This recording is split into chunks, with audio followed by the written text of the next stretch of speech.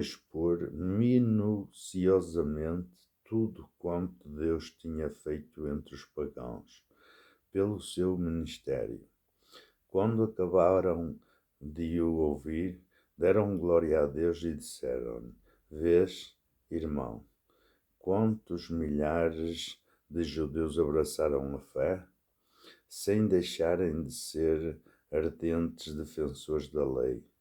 Ora, a teu respeito disseram que ensinas a todos os judeus espalhados entre os pagãos a apostasia em relação a Moisés, aconselhando-os a não circuncidarem os filhos e a não seguirem a lei. Que fazer então? De certo, onde ouvir dizer que tu chegastes. Faz, pois, o que te vamos sugerir. Temos aqui 4 homens que têm um voto a cumprir. Leva-os contigo, submete-te com eles aos ritos da purificação e paga-lhes as despesas para raparem a cabeça. Toda a gente ficará assim a saber que nada há de verdadeiro nos rumores postos a circular a teu respeito, mas que, pelo contrário, te mantens fiel cumpridor da lei. Quanto aos pagãos que abraçaram a fé, já lhes demos a conhecer por escrito a nossa decisão, que eles se abstenham de carnes imoladas a ídolos, do sangue das carnes sufocadas e da imoralidade. No dia seguinte, Paulo levou consigo estes homens, purificou-se com eles e entrou no templo, onde anunciou a data em que terminavam os dias da purificação, ao fim dos quais devia ser oferecido o sacrifício por cada um deles. Atos 21, de 17 a 26. Paulo aqui é preso pelos judeus e, a partir daqui, desencadeia a sua prisão em Jerusalém, em Cesareia e, finalmente, em Roma.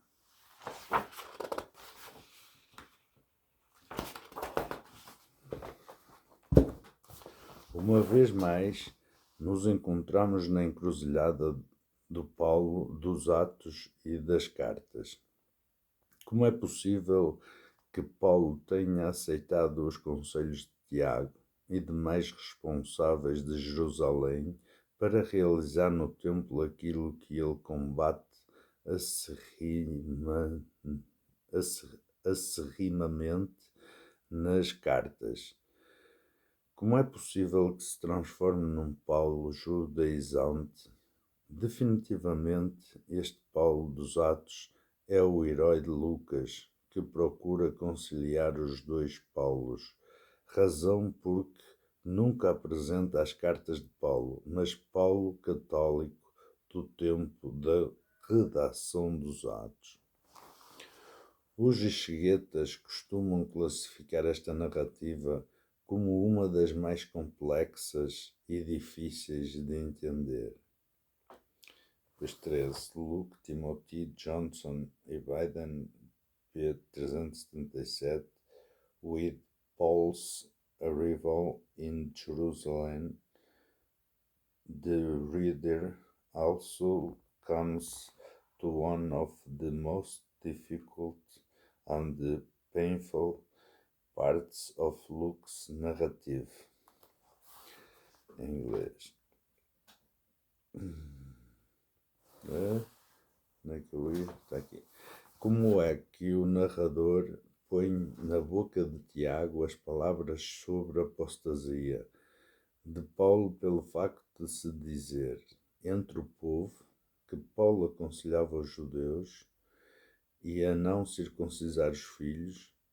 Se o mesmo narrador apresenta Paulo a circuncidar Timóteo em 16:3, em nenhum lugar das cartas e também dos Atos, Paulo proíbe os judeus da circuncisão e de outros costumes tipicamente judaicos.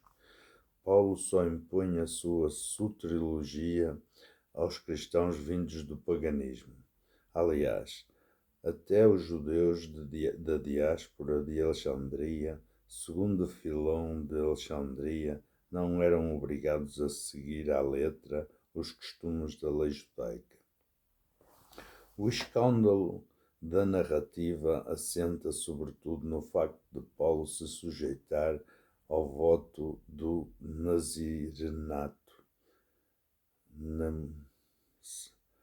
Neemias 16, 1, 23, NM 6, 1, 21. Ver também Atos 18, 18.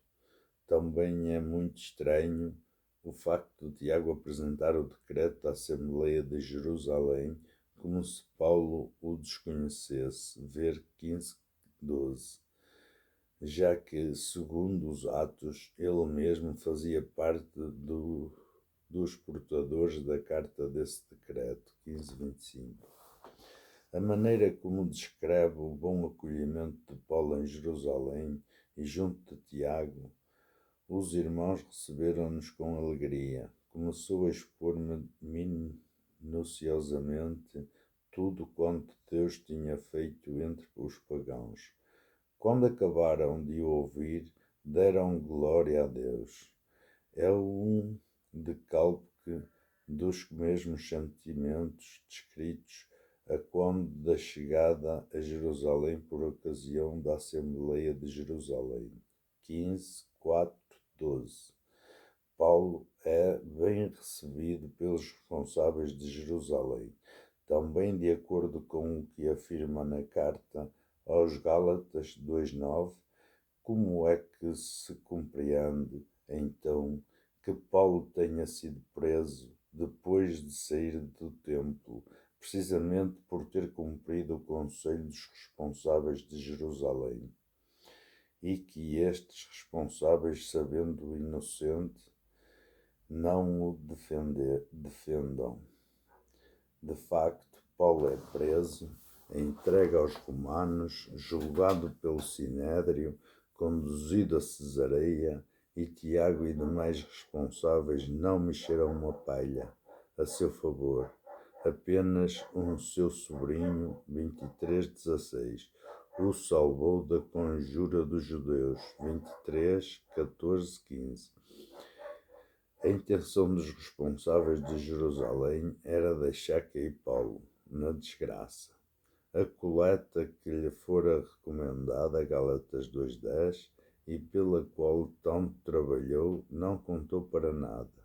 Foi substituída pelas falsas aparências do voto de nazirenato, conjuntamente com mais 4 judeus cristãos. Ou será que o narrador, conhece a carta de Paulo aos Romanos e constrói um enredo de acordo com o que Paulo profetiza? Romanos 15, 30-31. Exorto-vos, irmãos, por nosso Senhor Jesus Cristo e pelo amor do Espírito, a que luteis comigo, pelas orações que fazeis a Deus por mim, para que escape dos incrédulos da Judeia e para que este meu serviço, a coleta, a Jerusalém, seja bem acolhido pelos santos. Os historiadores e exegetas não encontraram respostas para tantas perguntas. O certo é que Paulo cai na desgraça como tinha previsto, e os santos de Jerusalém não o defenderam dos judeus da Ásia, que o viram no templo. Amotinaram o povo e gritaram: Homens de Israel, acudi! Este é o homem que a todos pregava e em toda a parte contra o nosso povo, contra a lei e contra este lugar. 21, 27 e 28. Deixando de lado a prisão de Paulo em Jerusalém, Cesareia e Roma, o narrador dos Atos termina a sua obra e a vida do seu herói desta maneira. Paulo permaneceu 2 anos inteiros no alojamento que alugara, onde recebia todos os que iam procurá-lo.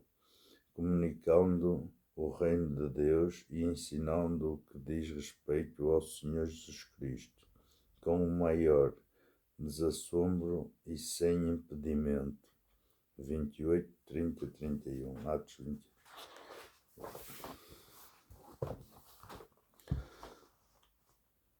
Uma hora. Chega. Amados, vamos parar por aqui, porque isto é tão grande, tão grande.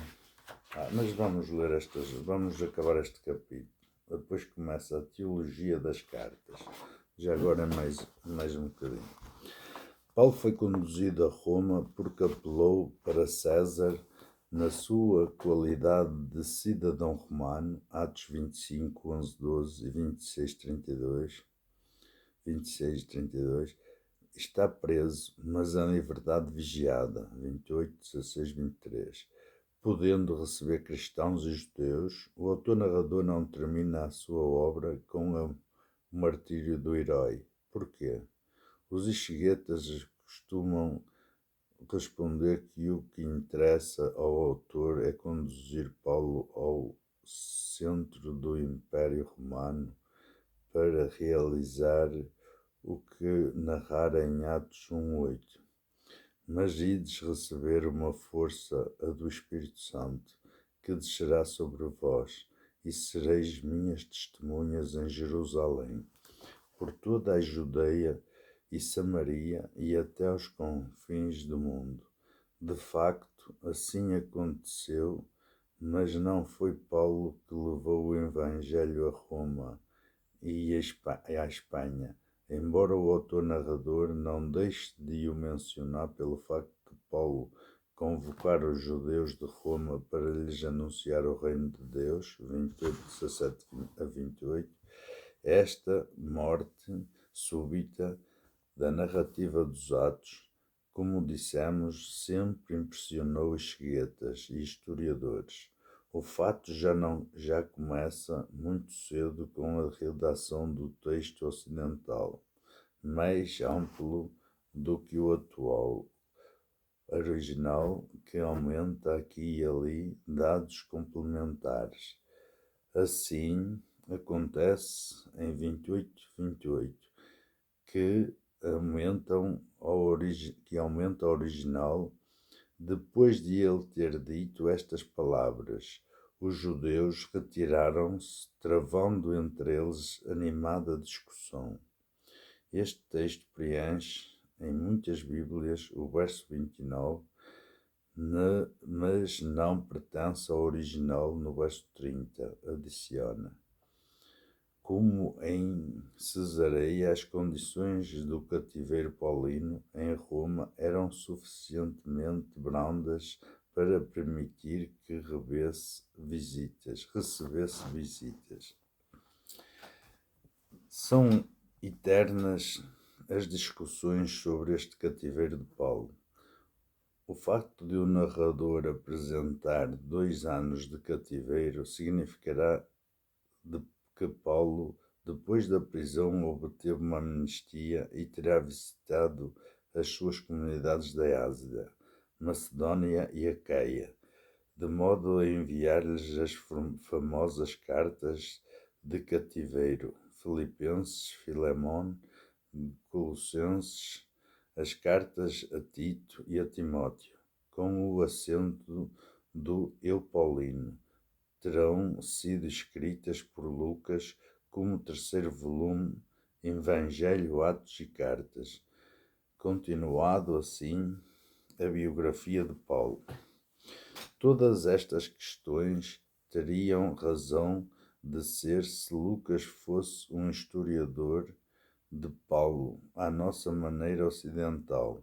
No entanto, a finalidade de Lucas não é a de historiador, mas de apresentador da história da salvação em perspectiva profética. Quem está em questão não é Pedro ou Paulo, mas o próprio Deus e a consequente fidelidade na sua história de salvação. Pedro e Paulo são profetas de Deus que realizaram finalmente o plano de Deus. Lucas salpica os Atos dos Apóstolos com estas determinantes proféticas. Nada receis, Paulo, é necessário que compareças diante de César e, por isso, Deus concedeu à vida de todos quando navegam contigo, versos 24, ver 20, versos 22, 24, 21, 11, 18, 10, 16, 9. Assim se explica que Paulo, na prisão, manda chamar os judeus de Roma e não os cristãos, e lhes exponha o Evangelho. Semelhante atitude é estranha, mas a verdade é que o narrador apresenta Paulo com autoridade sobre os próprios judeus de Roma. 3 dias depois convocou os principais dos judeus e, quando estavam todos reunidos, disse-lhes, 28 e 17, os atos terminaram, então, com a evangelização de Paulo, a última aos judeus. Os judeus são a esperança de Israel, e é por isso que os convida a procurar evangelizar. 28, 20. Desde a manhã até à tarde, Paulo não cessou de lhes dar testemunho do reino de Deus e procurou convencê-los do que diz respeito a Jesus, invocando a lei de Moisés e os profetas. 28 e 23. Com raras exceções, os judeus acabaram por não acreditar no Evangelho, de modo que Paulo aplica-lhes a célebre profecia de Isaías 6, 9 a 10, presente também em Romanos 11, 8. Ver Marcos 4:12, Mateus 13, 14, 5, Lucas 8, 10, Jó 12, 40. Lucas alude a esta profecia no seu Evangelho 8:10 de maneira fugidia e indireta, reservando para o fim da sua obra a citação completa. Lucas levou ao fim a sua narrativa sobre o desígnio profético de Deus, começando por Israel. Atos 1:8. E já que os judeus não o aceitaram, Deus, pelos seus profetas Pedro, Paulo e Igreja, mudou de direção e dirigiu-se aos pagãos. Fiquei, agora sabendo, esta salvação de Deus foi enviada aos pagãos que iam de escutar. 28, 28. No tempo histórico de Lucas, esta mudança estava em ação e o autor narrador escreveu para que os seus leitores de então e de todos os tempos a continuem sem desânimo à maneira de Paulo. De facto, as últimas palavras do autor narrador referem Paulo na prisão a anunciar o reino de Deus com o maior desassombro e sem impedimento. Sobre este assunto, ver R.E.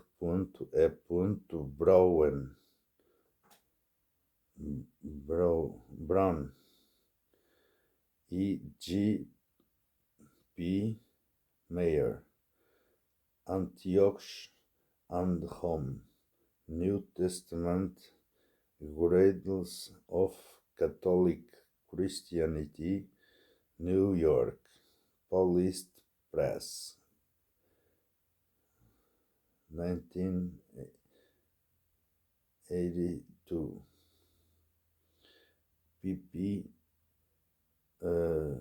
89-127, C.B. Puskás, de Conclusion of Luke, Acts, an investigation of the literary function and the theological significance of Acts 28, 1631, St. Louis University dissertation. Isto são dizeres que vêm aqui, não sei se é para comprovar. E prontos. E a seguir vamos começar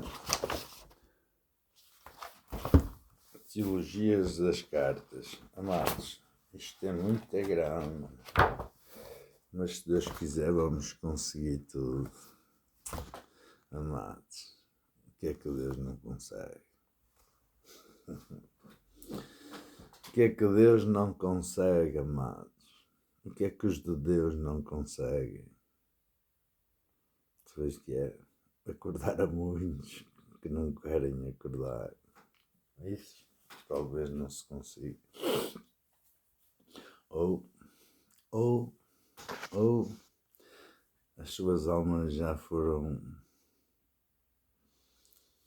sabem, infelizmente, como dizia o velhinho, eu não acredito em bruxas, mas que elas existem.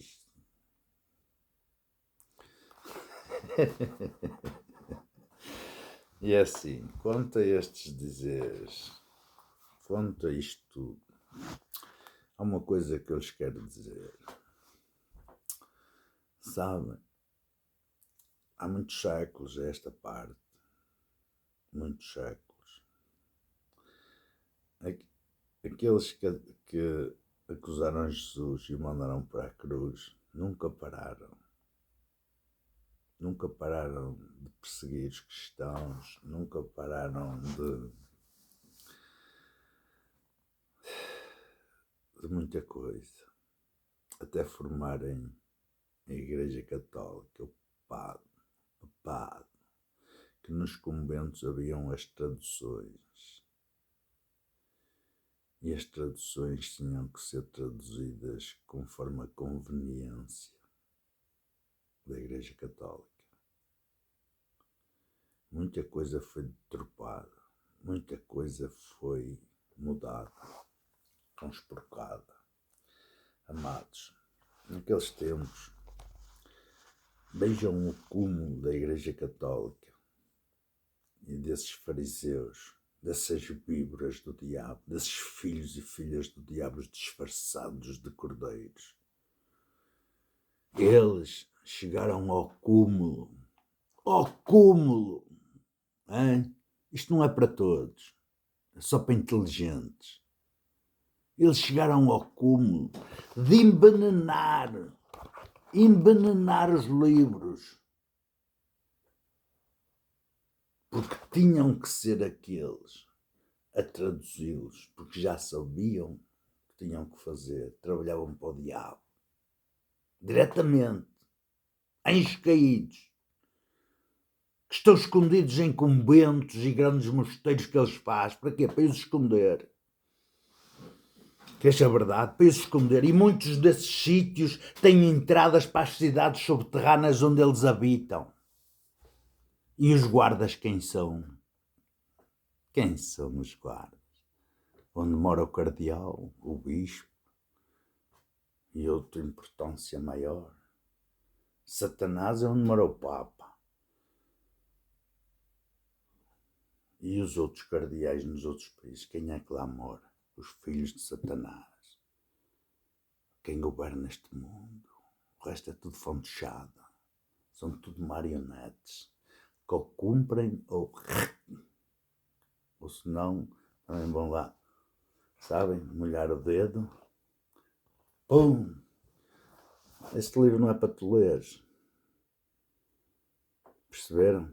Como é que muitos morreram porque não podiam ver esses livros. Na hora que eles molhassem o dedo e coisa, metia outra vez. Pois, já foste. Nunca mais te sabes. Percebem, amados? Houve muita morte. Mas Cristo vai vingar tudo. O Espírito Santo. Pai, Filho, Espírito Santo, todos no céu. todas as criações, pela ousadia de ter levado o Filho de Deus à cruz. Todos vão pagar por tudo, e muito mais os traidores da humanidade que se for aliar a eles. Amém, amém e amém! É só esperar a hora chegar, para tudo se comprovar. Amém. Glória, honra, poder e louvor a Deus Pai, Deus Filho e Deus Espírito Santo, para sempre, todo sempre, toda a honra, louvor, poder ao Pai, toda a glória. Em nome de Cristo, todo o nosso ser amor, em nome do Rei dos Reis, Senhor dos Senhores, Yeshua Mashiach. Amém. Por agora ficamos por aqui. Beijo e abraços. Depois fazemos outro vídeo, que este já está 1h21, já está muito grande. E continuaremos. O mais interessante é este a seguir. É quase tudo sobre o Anticristo. Portanto, amadas, amados, temos que ser inteligentes, estar atentos, porque houve muita deturpação. Mas agora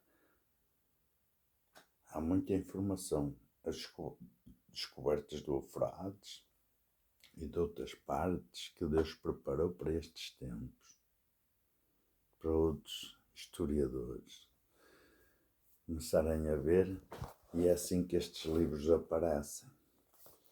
A ver cá discrepâncias. Há aqui qualquer coisa que não bate certo. Já aqui a mão do diabo. Na Bíblia já está a mão do diabo em algumas Bíblias, algumas traduções. E mesmo no Antigo, amados, tanta coisa foi replicada e trocada. Oh, mas o diabo sabe como trabalhar. Ele sabe quem é que vai escavar naquele lugar. Ou pode deixar um dito e não dito, escondido, para depois eles ir achar o que ele quer que ele vai achar naqueles tempos também. Cuidado, amados, temos Deus e o diabo. E o diabo era um anjo do céu, que também sabe, melhor do que qualquer um. Percebem? Manha do diabo, a astúcia do diabo. Mas a semelhança de Deus é a inteligência de Deus. E a inteligência supera a astúcia. É, amados, é como a pessoa séria e o chico esperto. A pessoa séria sabe que até podia comer aquilo ou obter aquilo, mas que não está correto.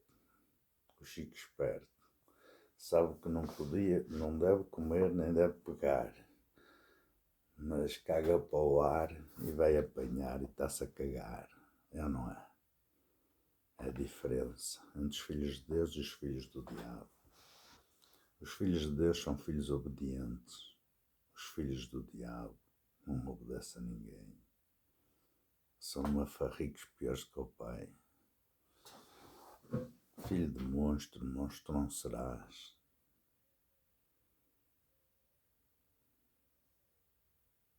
Foi assim que eu sempre ouvi. Ficamos por aqui. Beijos e abraços. E que Deus vos dê o que eu peço para mim e para os meus. Mas não posso dizer. Percebem, amados? Mais honesto não posso ser. Que Deus vos dê a todos, os meus irmãos e irmãs de todas as nações da terra, o que eu peço para mim e para os meus. Sabem? Igual. Amados, se todos estiver como eu, ou eu estiver como todos, não precisamos de invejar ninguém. Temos todos a mesma fatiota. Tudo a todos pertence. Vamos competir para quê? A competição foi o maior desastre da humanidade que o diabo pôs na terra. O aldrabão pôs a competição, ensinou as pessoas a competir. E a competição leva a tudo que é mau. Percebe? Se houvesse uma competição saudável, era aquela, mas a competição tornou-se